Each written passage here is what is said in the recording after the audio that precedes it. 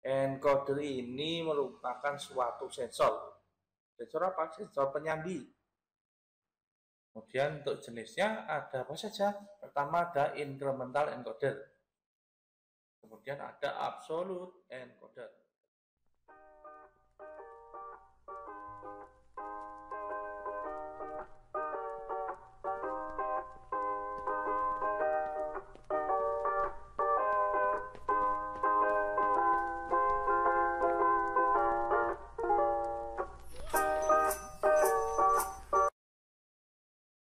Hai semua, saya ST dari performatika.com. Hari ini saya akan berbagi dengan rekan-rekan semua tentang encoder. Apa itu encoder? Bagaimana memilihnya? Prinsip kerjanya seperti apa? Jenis-jenisnya apa saja? Langsung saja kita mulai. Baik, encoder. Apa itu encoder? Kita mulai dari definisinya atau fungsinya. Encoder ini merupakan suatu sensor. Sensor apa? Sensor penyambi untuk mengubah gerakan linear ataupun gerakan putaran menjadi sinyal digital, jadi on off gitu ya. Dimana sensor putaran monitoring gerakan putar dari suatu alat. Sebagai contoh, untuk mendeteksi kecepatan putar dari suatu motor atau suatu aktuator, jadi bisa digunakan untuk memberikan feedback ke dalam sistem atau umpan balik, sehingga apa yang dilakukan oleh driver itu sesuai dengan settingan yang kita inginkan. Umpama pada driver itu di set 30 putaran per menit, dengan encoder ini kita bisa mendekatkan outputnya dan melakukan koreksi-koreksi dari hasil pembacaan encoder. Oke, fungsinya sudah jelas bahwa digunakan untuk mengubah gerakan menjadi suatu sinyal digital. Dan secara konstruksi umum dalam encoder itu ada apa saja? Dalam encoder itu secara umum, pertama ada sumber cahaya, kemudian ada piringan atau disk dengan bagian gelap dan transparan atau tembus cahaya, dan ketiga sensor cahaya. Ini untuk yang tipe optik ya. Kalau magnetik beda lagi, apalagi yang lain. Nah, kita di sini bahas yang optik dulu. Oke.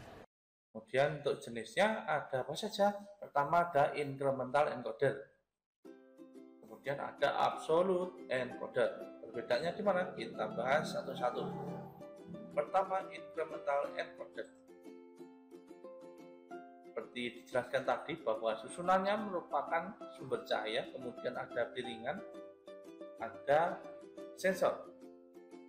Untuk yang di incremental encoder ini ada 3 output, jadi channel A, channel B, dan zero index atau channel Z. Bentuknya seperti ini. Nah, biasa digunakan di mana? Untuk incremental encoder ini bisa digunakan yang pertama untuk menghitung RPM atau rotasi per menitnya. Dari mana?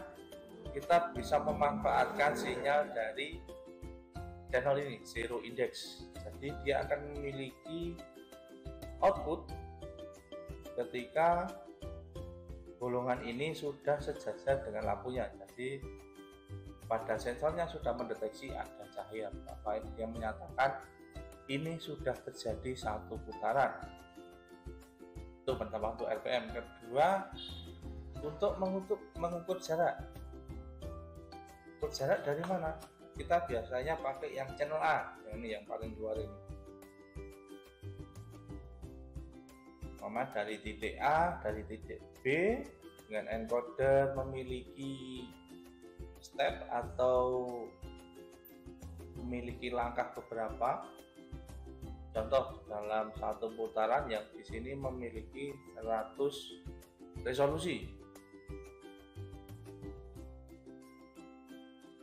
Jadi kalau 360 derajat dibagi 100 itu ketemunya 3,6. Setiap satu sinyal, perbedaan satu sinyal itu jaraknya 3,6 derajat. Jadi begitu teman-teman, untuk memilih resolusi. Semakin besar nilainya, maka akan semakin banyak ini slot pada channel A ini. Sedangkan semakin kecil nilainya, maka akan semakin sedikit. Dan untuk yang di channel B ini untuk apa?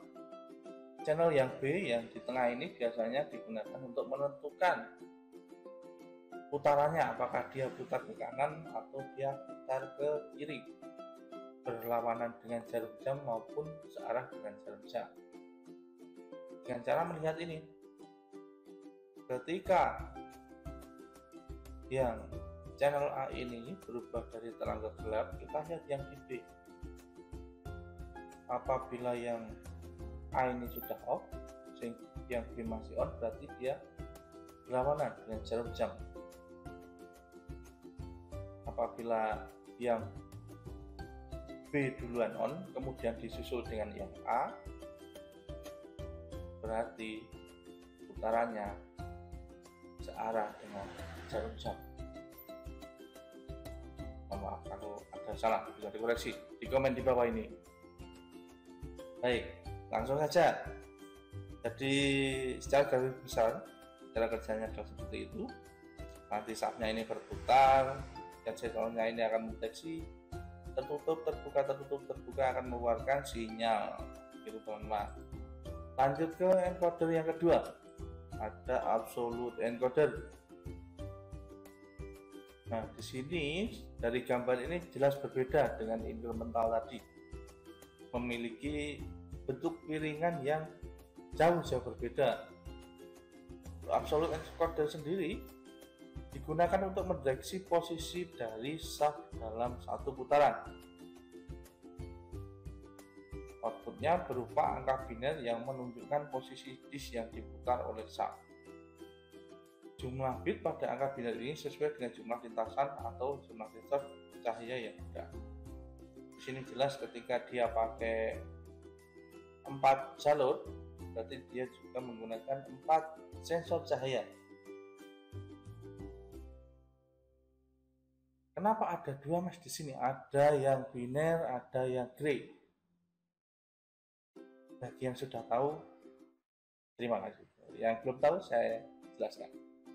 Dalam biner ini ada kemungkinan perubahan dari satu zona ke zona yang lain itu bisa berubah 1 bit, 2 bit, sampai 3 bit perubahannya.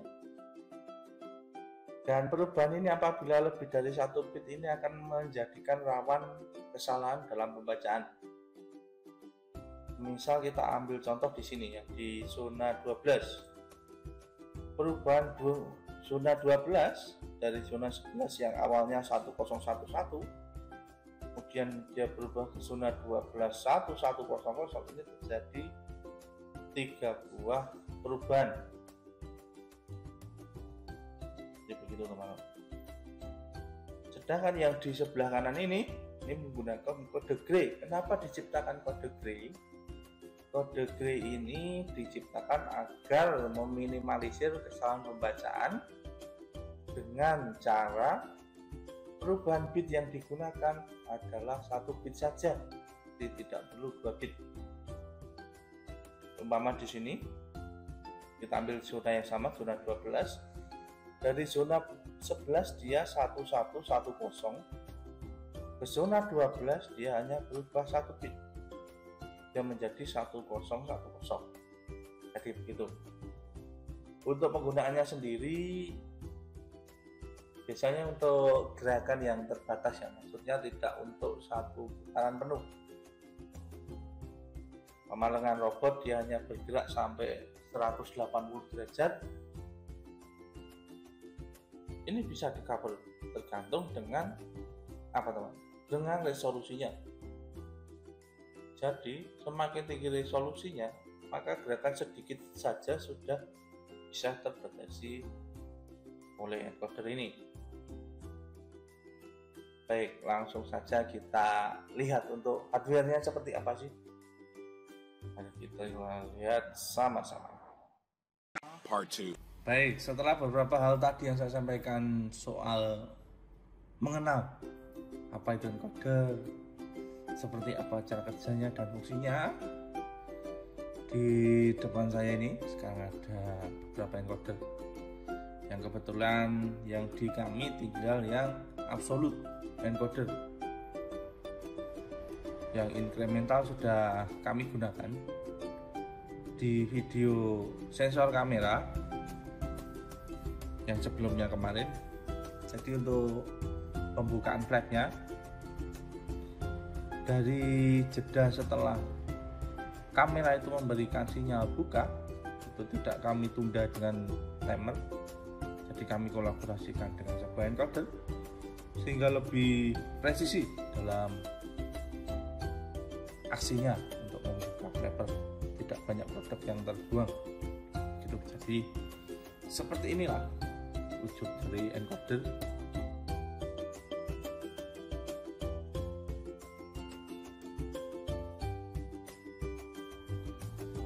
Hal yang perlu diperhatikan apa dalam memilih sebuah encoder yang akan kita gunakan? Yang pertama adalah modelnya. Mau yang model begini yang pakai shaft, atau yang model hollow shaft. Maksudnya dia ada shaft tapi bolong dari sini sampai tembus ke belakang sini. Jadi biasanya nanti ada asnya sendiri yang tembus sampai sini. Kemudian apalagi, nah itu saja konektornya. Konektornya ada macam-macam. Pertama ada yang seperti ini ada 16 pin kalau tidak salah, ya 16 pin. Ini produk dari TR Elektronik yang memiliki resolusi 360.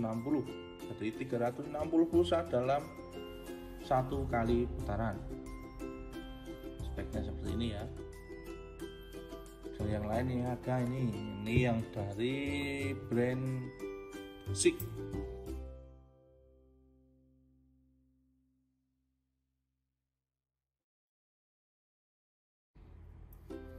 Ini adalah absolute encoder.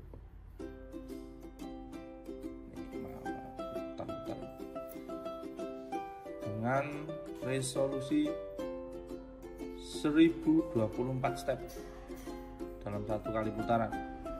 Sudah dijelaskan di sini bahwa pakai kode GRI. Power sampai sekian 10 sampai 32 volt. Nah, ini biasanya langsung terhubung ke terminal blok untuk yang kabelnya ini. Ada banyak. Karena stepnya juga banyak. Ya, kayaknya ada ini. Ya, ada kode dari SIG juga.